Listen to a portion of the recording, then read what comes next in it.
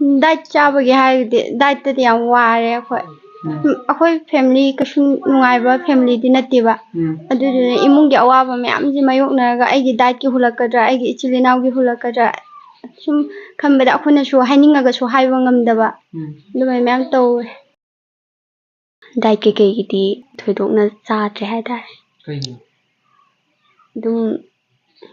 इमुंग मनुंगी लेइतबा सिगी खलगा कोसु हाइद्रे इसिन no ma'am दलिलोंग bulletin टीमना Manipur दा थोइबा थोदो वाथोक अमदी surprise होइबा थोदोक कया ma'am दा तत्तना लेपा लेतना मैम दा share तौरी ngasi ngasi maksu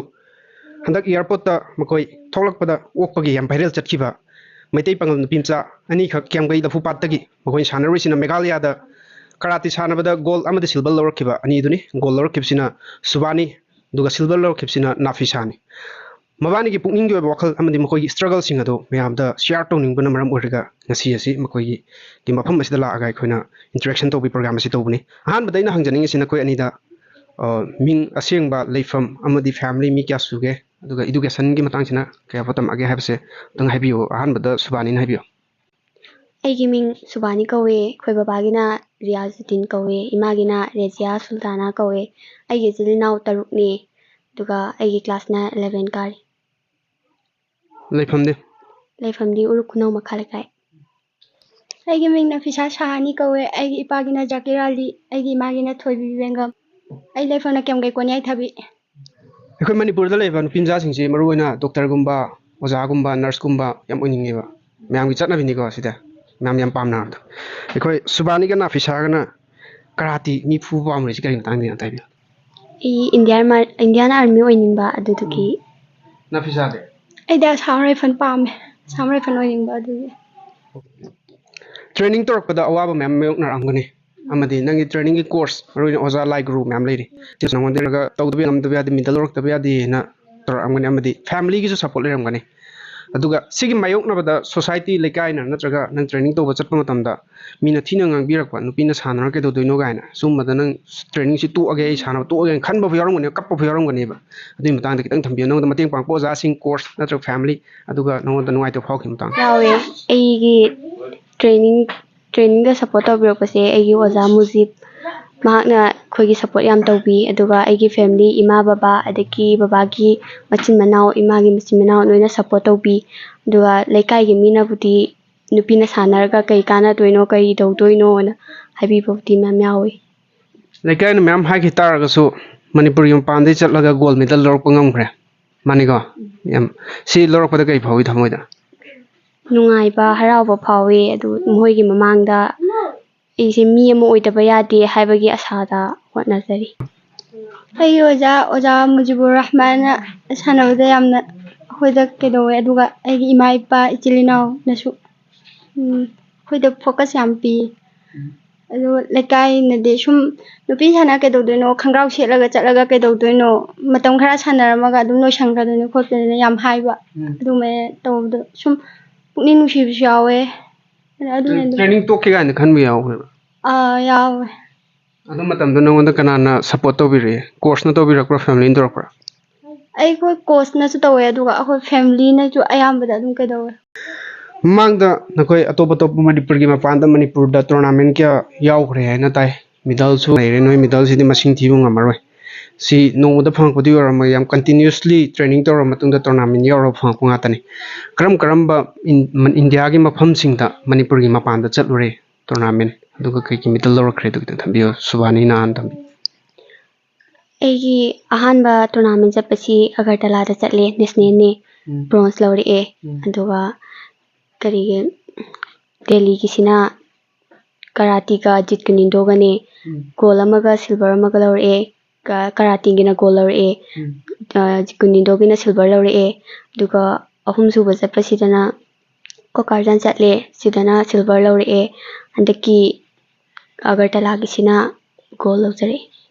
nafisa de kai mafam da chatlure journey chatpada ga awa thingna pura middle kai ki lor khre duk ta habi aida ahamba agartala da ihana na chatle ado gold medal lawre ani shubada delhi da chatle delhi da jikunindo ga karate ga sanare ani maksu gold medal lawre aduga kokarjan da sanare adu su gold lawre Handak Agartalagisina silver lawre. Karam state ka thengna khibda yam tough oy noi phuna da natrang nangond ga yam phurakhi gi yawra thamoi sokhiba Adugumbadi thoidokpadi yawde aduga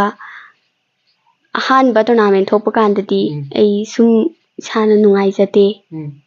bronze lawre haibagi hojikpudi kem khandre khoi nafisa da ga de mi nam thina phubi rakhe gi yawra yawde adu yawde habasu yade yawe adu handakki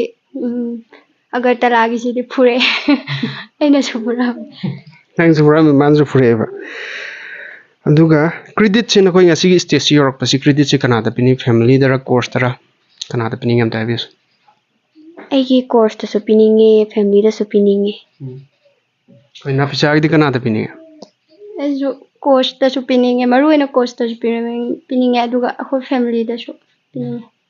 course se oja guru si yaw da amte mai support na mana ta aga kai da soi khita ge na pukhat la ge ngasi mital si lorok pangam me se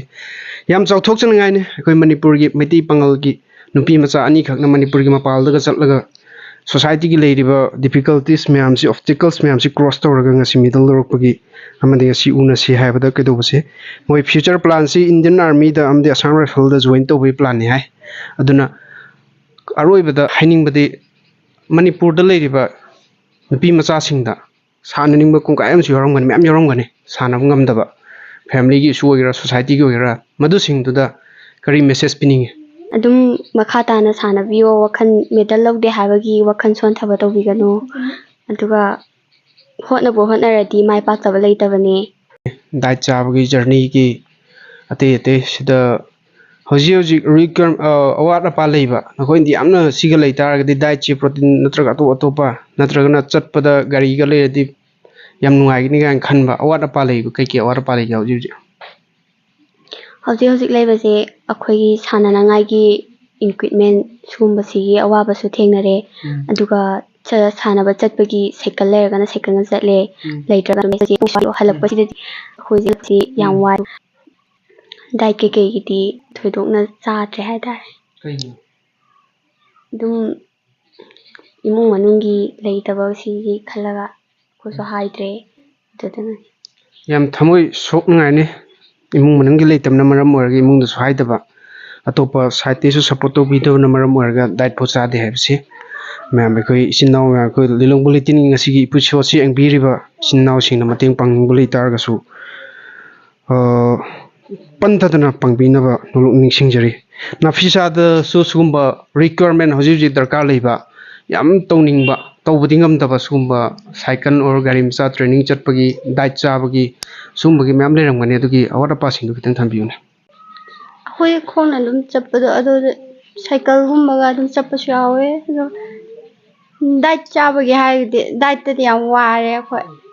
akhoi family kasu nungaiba family di natiba adu imungi awaba myam ji mayokna ga aigi diet ki hulakadra aigi ichilinaw gi hulakadra sum khambada akhona su haininga ga su haiba ngamdaba dumai myam taw subani amadi nafisa kyamgai lafupat mabani asi middle rokpagi haraute am loina ngasi kon una si haibda matam kai thokpiri ngota the lilong bulletin gi team dagi haininga leitana thakasari अखोइना शाना tournament चल इसे सुमाइना अखोइ interview तौबा लाक्पीगिदे अदुगो ngasi da lilong pule teamna अखोइगी थौगत पोइना सुमाइना लाक्पीबसे याम नुंगाइजे अखोइनासु याम हराउजे मतुंगदसु सुमाइना तौबीबा पामी